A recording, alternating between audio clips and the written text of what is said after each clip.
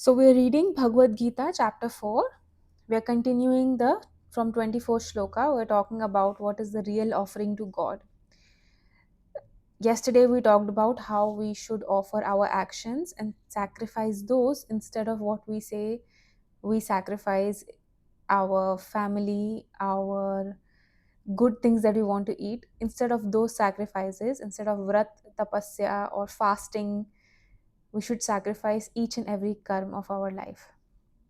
Today is also related to that, how the greatest offering is, which Bhagwan Krishna is saying. In the 24th verse of chapter 4, Bhagwan Krishna is saying, the offering is Brahman, the oblation is Brahman, the fire is Brahman, the one who offers is Brahman, one who sees all actions as Brahman reaches Brahman. So this symbolizes as the highest level of realization that there is no separation between the one who is offering and the one who is receiving, and the action itself. So the doer who is doing, what he is doing, and to whom he is giving, all are same. So this is the highest level of realization. When all of us together, when you are doing a karma, we say sacrificing. In the previous verse, Bhagwan is saying, sacrifice, give each and every karma of your life and don't expect anything in return. Now he's saying is, whatever you're offering is also me, to whom you're offering is also me, and who is offering is also me. So who you are is Bhagwan Krishna. What you're doing is also an act of Bhagwan Krishna. To whom you're doing is also Bhagwan Krishna. That is why this thing is called Leela. Leela is a definition, by definition means something that cannot be given a definition, something that cannot be defined, something that is happening on its own. There's no reason behind it, there's no purpose, there's no skillful or tactful thing behind this. Many of us, when we are seeing someone do something, for example, your friend or relative did something that you didn't expect, or you expected something else from them, or you think they should do something else, and when they do the opposite of that, we start thinking, the detective mind, we have this detective mind where we start going, why he did that? Was he wanted to cheat me, hurt me, or want to make me insult in front of everyone? This is what we do when we don't realize the truth. We immediately become the victim, and then we start chasing or start victimizing ourselves, and then creating this plot twist that you are part of. You don't know what's happening. Maybe the other person did the action without even thinking about you. But we are so self centered, we made it about ourselves. This is different, and what Bhagwan Krishna is saying, that everything is me, is different. The realization is that what you are observing, what you're seeing, the seer itself is the one who's seeing.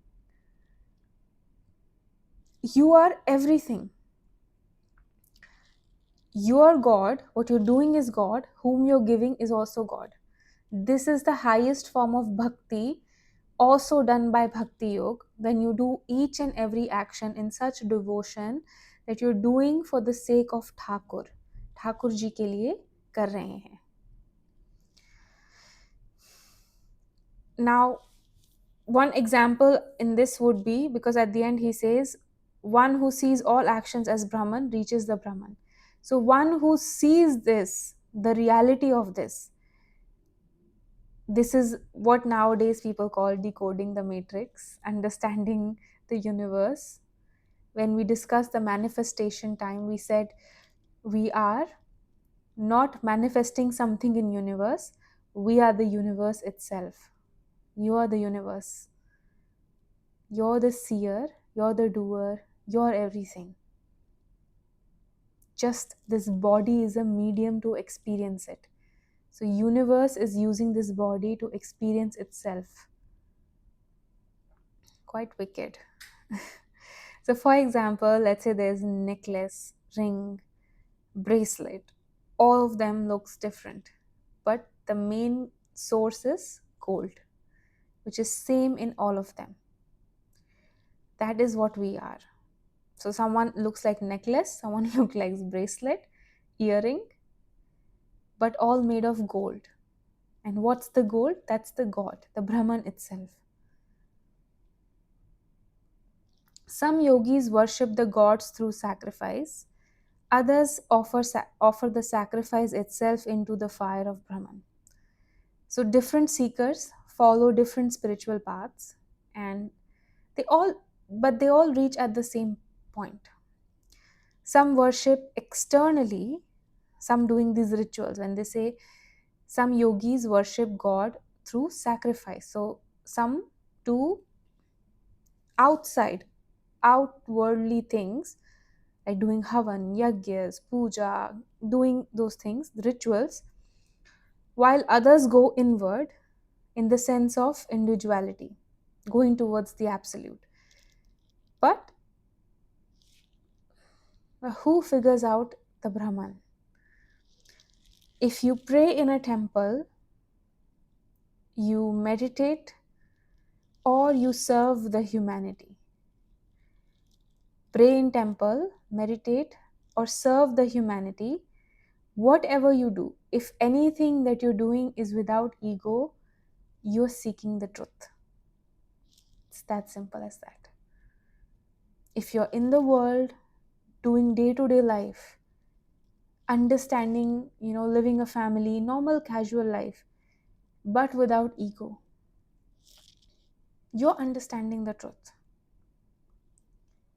If two people are climbing a mountain, for example, and one is climbing from the left side and the other from the right side, and the left one is arguing with the right that my path is better than yours, and on the top, when both of them meet at the summit, they realize they reach at the same point. That is what all the seekers are doing right now. At the end, whichever path, there are many ways to climb a mountain. That in the 368, there's so many places you can climb it, right? But the destination is the same. This is exactly what we are talking about in knowing the truth. Everybody is climbing in their own way, but at the end, the destination is the same. There's no difference. You are same. Once you understand who you truly are, then all these things will merely remain experience. The sadness, the guilt, the anger, aggression, envy, all of these emotions, the instinct, intentions, they will simply become experiences for you because you are realizing. But you cannot escape. You cannot escape being good, being a good human being by saying, I'm a seer. The other day, I also told someone, you cannot murder someone and say, oh, I am being a seer while murdering someone. So I am in Sakshi Bhav. It doesn't work like that. When you are truly in Sakshi Bhav, you can never hurt anyone because you have realized that who is in front of me is same as who am I. We are one body. This extreme oneness. And that is what originates compassion and love. You can imitate love and compassion. You can start acting, because many of us have forgotten what love feels like. We have not gotten it ourselves, and we don't also give to other people. So when you stop giving something, you also stop getting that. It's a very simple, right? Because this is law of karma. This universe works on this. So we also have become dry and, little bit with ourselves, selfish. So we are also not giving that much love to others. And so now slowly people have also stopped loving us. So we don't even understand the essence of love anymore. But truly, when you understand love, is when everybody is me. You connect with people, you connect with beings, not just people, beings. Even a lizard in your house, you would connect with that. It's a being. It's not, there's life. Everything around you is life. That's the Brahman itself. So you start connecting with them. Somewhat say you become a little bit sensitive because you are connecting with so many things. So all of those emotions are coming onto you. But with true awareness and guidance, you can get out of that also. You know?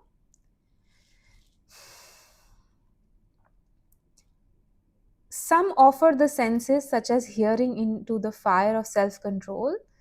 Others offer sense objects into the fire of senses. So, some practice spirituality through restraint and discipline. What he means by this is some restrain themselves, control, and discipline. What do the discipline? Mind, body. Others engage with world mindfully. So, they become more aware, so they start working that way without becoming attached to it.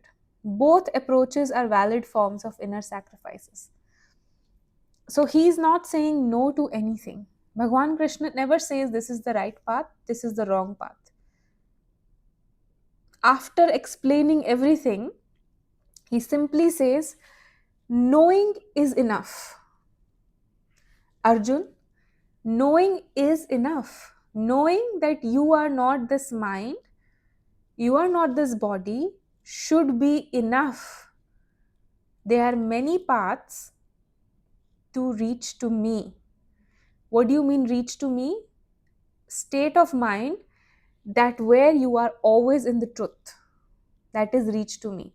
There's no physical object you have to go. This is why mind needs work. Mind needs someone to chase, something to chase. Hence illusion. Everything, if as simple as it is, nothing special. Day to day life. If you see all big saints, philosophers, or you would say enlightened beings, they just remain so simple.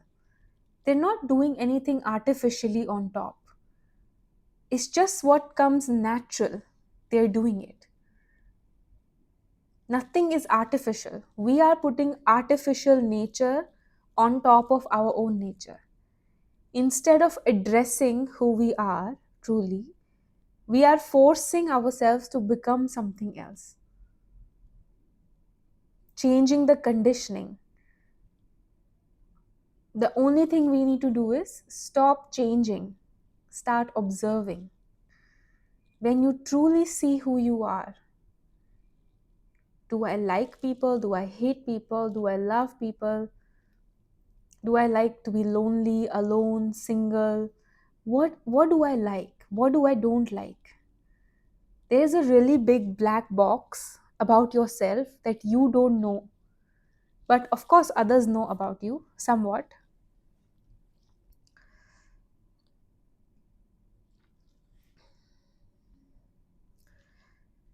Others offer all actions of the senses and the life force into the fire of self discipline, illuminated by knowledge. So, the entire personality, some people offer the entire personality, like body, senses, breath, and mind, is dedicated to spiritual growth from all directions.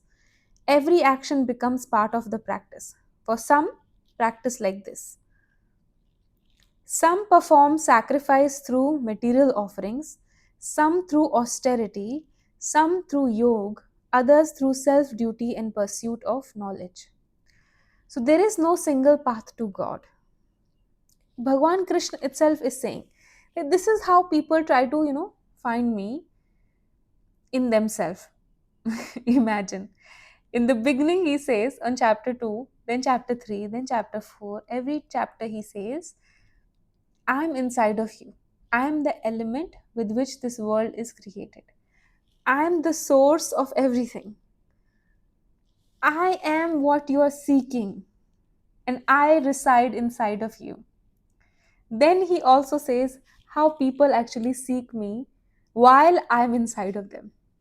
You know, while I'm so close to them, still they seek me outside. How they seek? By performing sacrifice through material offerings, donations, and things, charity, through austerity with discipline, meditation, some through yoga, some through scripture study like Ved Shastra or what we are doing right now, and some do sincere inquiry in the pursuit of knowledge. Yet I reside inside them. So whatever these people are doing, yet I reside inside them. No matter what you're doing, you never lost him. We say Bhagwan is not close to me, he left us. Why Bhagwan is doing this to me? He was never far away. If you have 100 kids or 1,000 or 2,000, would you want to hurt even one of them? You would want the best of them, right? Best for them, to the best of your abilities. Then why would, if God was deciding your destiny, why would he pick one person with bad and other with good? If a mother decides children's destiny, will she pick same for both or separate? It's not in the hand. You are the creator. You are the creator, which we discussed. You are the Brahman itself. So you are creating your destiny. You are everything. Everything you think, speak, act, everything you feel, that is creating your destiny. Every single moment. The frequency that you're on. So there is no single path to God. Charity, discipline, meditation, scripture study, sincere inquiry are all forms of yajna when performed with purity. Some offer the incoming breath into the outgoing breath, and the outgoing breath into the incoming breath, controlling both through the practice of pranayama. Some people offer me as part of the breath, watching me through this, trying to center the mind to one thing. Why people say so? One pointed mind, which means ekagraman, can become thoughtless because it's focused on one thing. Like you're watching a movie, that's the easiest example because that is when you become completely thoughtless, most of the people. You're watching a movie, you're so one pointed, so much in the movie that you and the movie are one for few hours. You and the movie are one. There's no thoughts coming in. You're just watching what's happening now. And you're experiencing it. Now, what he's saying is incoming and outgoing breath. So, mind needs something constant to be part of. To, to focus into one point, it needs something to be something constant that doesn't change. Because if it changes, then mind also wanders. So, that is why breath has been a very common example or a common practice for many spiritual seekers because it is always there. As long as you're alive, you're breathing, so it doesn't change. So that's why you can always bring back your awareness, mind, consciousness. I wouldn't call bringing back mind to breath as awareness. That is just consciousness. So, bringing your consciousness back to your breath. So, some offer incoming breath to outgoing, outgoing to incoming. That is how you watch your breath and do this practice of pranayam. But there was this video I saw where this person says, breathe in and then breathe out, and how much time you can keep yourself, how much time now you can remain without breathing in again. That the longer the duration, the more healthier you will be, or the more spiritual you are. And many people do this is they say that they are able to, practice that. I meditate so much, I do pranayam so much, thinking they are going into spirituality. But breath is also in the body, it's also going in the body. How will that bring the atma? Spirituality is knowing the self, which is the atma. Increasing your lung capacity and all this will obviously center the mind, and then in turn you will see yourself. But technically it's all part of the body, so you must understand. So even conscious breathing can perform act of worship. And Bhagwan Krishna is saying spiritual practice is not limited to temples. It can begin with something as simple as awareness of breath.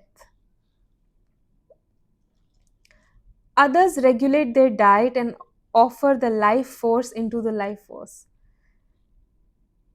Regulate their diet means fasting. Others regulate their diet means they fast for me and offer life force to life force, which means the life force that I'm only giving them, the energy that I give them, they offer, even they're offering that to me. So even the energy that you have, the life that you have, is not yours. It is the Brahman itself, and that life force you're offering to him. All these practitioners understand sacrifice, and through sacrifice their impurities are destroyed. With this lifestyle, all these offerings that we've talked about of mind and body and awareness or self inquiry, all these practitioners understand the sacrifice, tapasya, and with this tapasya, their impurities are destroyed. That is the only goal. Your impurities get destroyed. Then only you see how pure you are, as white as this behind me. On this now, drops of negativity are there. For some it's really big, for some this has become completely black. They don't even know who they are anymore. So once you clear your impurities, then you see who you are. You don't have to do anything else. To know yourself, you don't have to chant your name. You already know your name. The only thing is, we need to remove the impurities. And this is what a guru does in life. He comes and remove the agyan from you, so that the gyan can surface. All the knowledge of wrong knowledge you have inside of you, he just removes it simply, so that the knowledge beneath that can shine. Which means everybody is same. You, me, all of us, we are same. We are ordinary beings. Those who partake of the nectar remaining after sacrifice attain the eternal Brahman.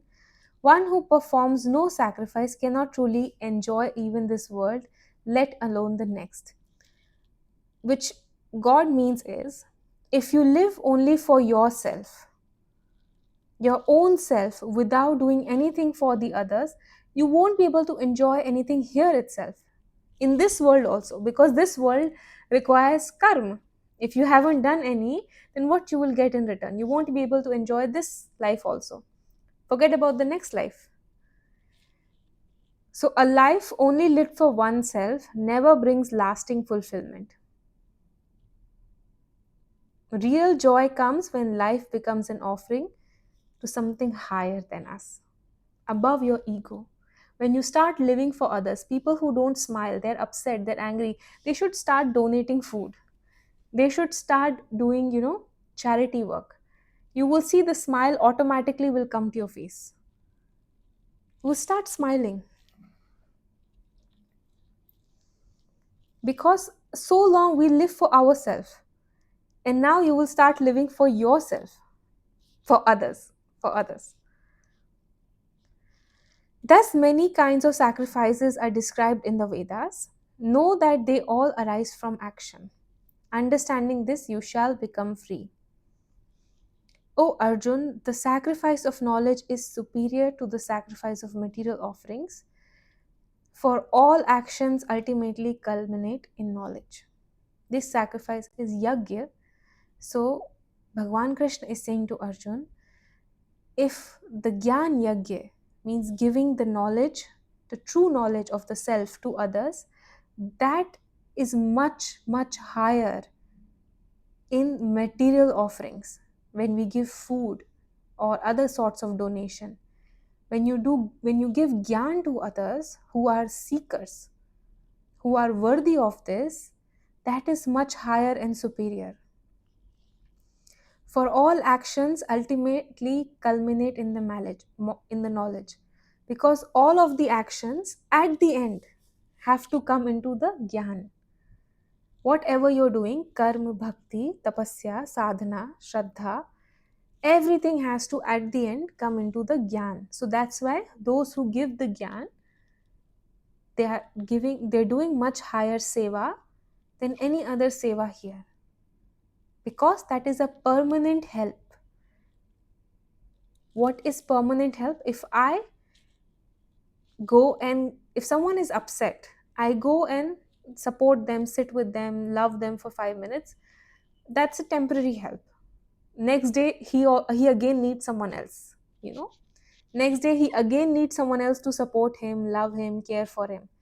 But if you give them knowledge, gyan, that you are the Brahma itself, you don't need anyone. You're the seeker. You are the seeker, is the seer. Seer is the seeker. You are everything. You are the God itself. Once he understands this knowledge, he doesn't need anyone anymore. So that is a permanent help you're doing to someone. So after that, every action he does is a gratitude to you. And if you give someone 10 rupees, 20 rupees, or some donations, or even maybe $1 million you donated, that is still temporary, because money will still get extinct. They will need more money to use. But the knowledge is a permanent help to someone. The gyan is permanent help. After that, they don't need anything else. Now they understand the truth. जिसे कहते हैं अपने पैरों पे खड़े हो जाना. Then you don't need anyone. You don't need astrologers. You don't need to beg in front of anyone. You know why this is happening. You know law of karma. You know law of universe. You know how to manifest. You know who you are. You are the universe. You are the consciousness. You are everything. And once even one soul, please understand, if even one soul understand this, you have saved one from this bhav sagar. And this bhav sagar, which is so painful, so full of attachment, so full of illusions, surrounded by people who are snatching you, unless without kripa. If you help one soul, through you, God can help one soul, means you're the luckiest person on this earth. Okay? So this we conclude chapter 4, verse 33. Till verse 33, we'll continue in the next session. Okay?